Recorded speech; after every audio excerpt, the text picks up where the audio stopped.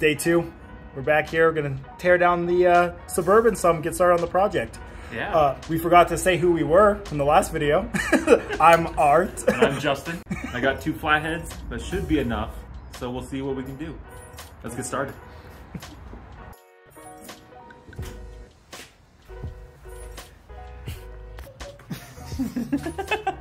With these tools, we shall create art.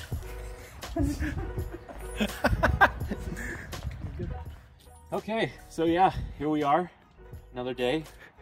My goal today, hopefully it should be simple. I want to get the engine more accessible. I want to try and take off some of these trim pieces, the intake, maybe get started on pulling some of the electrical out, but it's just going to be kind of an easy day. I'm going to be doing this with just plain hand tools. If you haven't figured it out yet, we are not mechanics. We're just doing this from a garage. This is just a project I've had to do, that I've wanted to do my whole life. And we're gonna see what we can do with as least amount and as random of tools as we can. So let's get this going.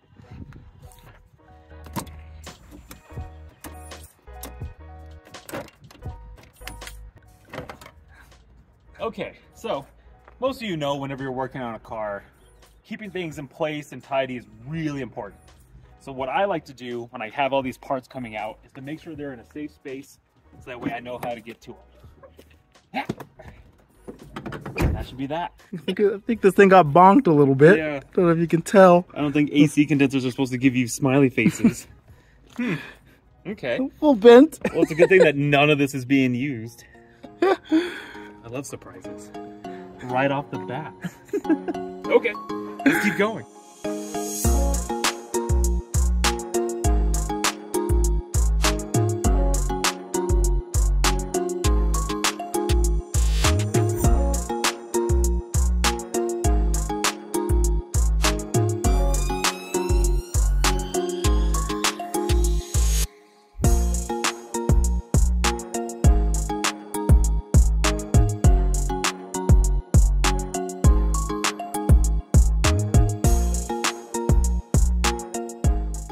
Okay, so we had to stop that time lapse there because I ran into a bit of a snag. I was originally taking off the fan from the clutch, and I think you can still do that without a problem, but the fan's not going to go anywhere.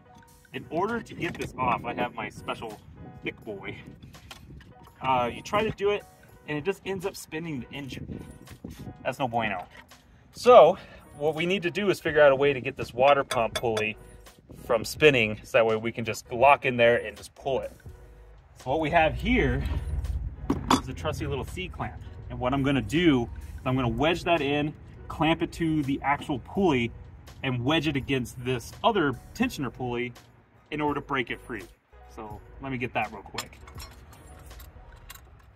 Okay, so now I have the C-clamp tightened up, it's wedged in here, so let's see if this works, because I really hope so.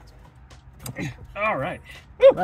That was easy. Yeah, I thought that was going to take a little bit more oomph, but okay. Comes right off. Just doing that, it keeps the engine in place. It'll just so slowly crank this away and get it out, and we'll be able to continue from there. Pro tip: once you've gotten about this much of an engine tear down, and you're about to play with electrical and all that stuff, probably a good time to get this done. Now, usually, the smart people out there do this first, but I have the advantage of having a 7-year-old dead battery in here, so I didn't even think about it. But as a whole, and I'm trying to be serious this time, do make sure you get your battery out, or at least unplugged, because electrical stuff to your body is not going to be very much fun. Ah. So as we go along with this, I'm still trying to figure out what I do and do not need for this swap. I know everything on the front end of this truck is no good. For one, we just found out today that this truck was obviously in a little bit of a fender bender. But the things I do know I need the ECU, a lot of this electrical system, the wiring harness, since it does have a lot of vermin damage on it, I'll probably have to get that replaced. So at this point, we're just figuring out what we need to remove to get the essential parts out. But so far, this is a very easy platform to work on. You have tons of space. Everything is very, you know, easy to get to, and this has so far been a lot of fun.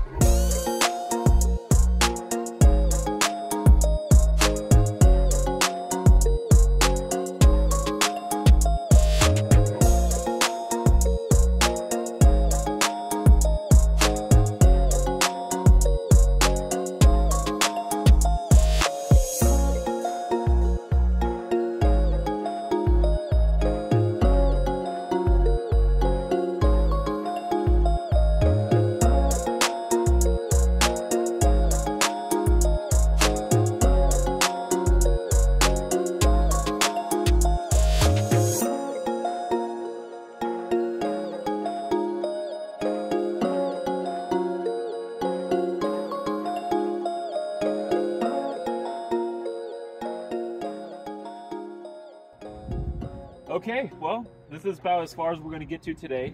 We got most of the big ticket items out of the front. There's a lot more space to play with now. Next time we should be really starting to focus on the electrical. Once we get that done, it's mainly going to be just prepping everything else around it to get this thing cooled. But so far, this has been a very easy project. I would almost recommend this to anyone who wants to attempt an engine swap or touch into, or even if you have a vehicle that has an LS. This is pretty simple so far. So this has been a lot of fun. I can't wait. It's becoming more of a reality, and we'll just take it from there. And as one little last piece, remember the last time I told them to go? Evicted. They're done. No more mices.